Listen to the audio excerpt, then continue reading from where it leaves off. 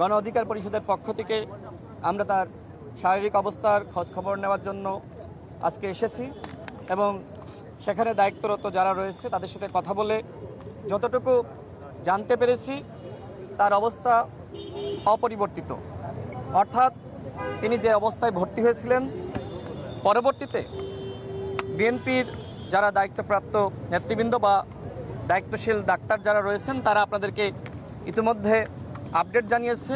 আমি যেহেতু বিশেষজ্ঞ না, সুতরাং সেই বিষয়ে আমি মন্তব্য করতে চাই না।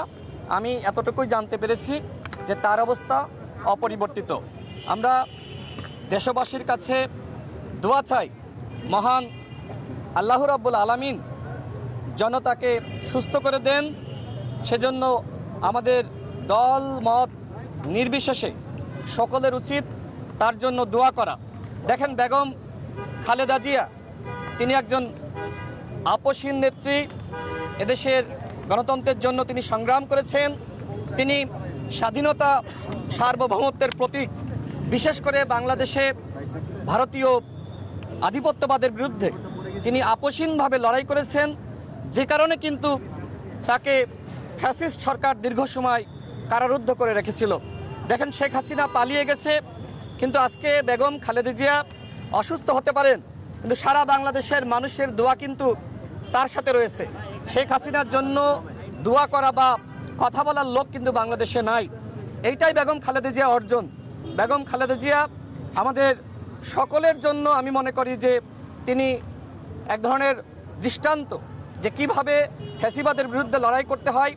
তিনি আপসহীনভাবে লড়াই করেছেন, কখনো দেশ ছেড়ে পালিয়ে যাননি এবং ফ্যাসিস্ট শেখ হাসিনার সাথে কখনোই আপোষ করেননি। সেই মানুষটি আজকে হাসপাতালের বিছানায়। আমাদের দলের পক্ষ থেকে বিভিন্ন জায়গায় দোয়ার আয়োজন করা হয়েছে। আজকেও যাত্রাবাড়িতে আমাদের দলের পক্ষ থেকে দোয়ার আয়োজন করা হয়েছে। আসলে আমাদের দোয়া করা ছাড়া আর কিছুই করার নাই।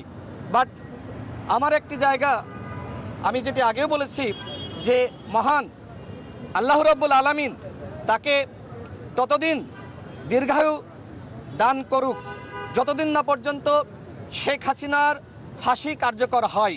কারণ এই মানুষটি শেখ হাসিনার দ্বারা ব্যাপকভাবে নিপীড়িত, নির্যাতিত। বেগম খালেদা জিয়া যে সময় তিনি জেলে যান, দেখবেন যে পায়ে হেঁটে জেলে গিয়েছেন। সেই মানুষটি পরবর্তীতে হুইল চেয়ারে কিন্তু মুক্তি পেয়েছে। অর্থাৎ তিনি যে অসুস্থ এবং তাকে যে এই অবস্থায় আমরা দেখছি, এর জন্য একমাত্র দায়ী ভারতীয় মদতপুষ্ট শেখ হাসিনা সরকার।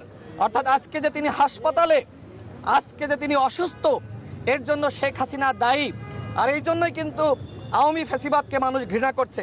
আমি সর্বশেষ বলতে চাই, আসুন আমরা সবাই তার জন্য মহান আল্লাহ রাব্বুল আলামিনের দরবারে দোয়া করি। দেশবাসীর কাছে আমার অনুরোধ, তার জন্য আপনারা বেশি বেশি দোয়া করুন। আজকে বিএনপি নেতৃবৃন্দ ইতিমধ্যে কিন্তু তার স্বাস্থ্যের অবস্থা জানিয়েছে, তার অবস্থা এখনো পর্যন্ত অপরিবর্তিত।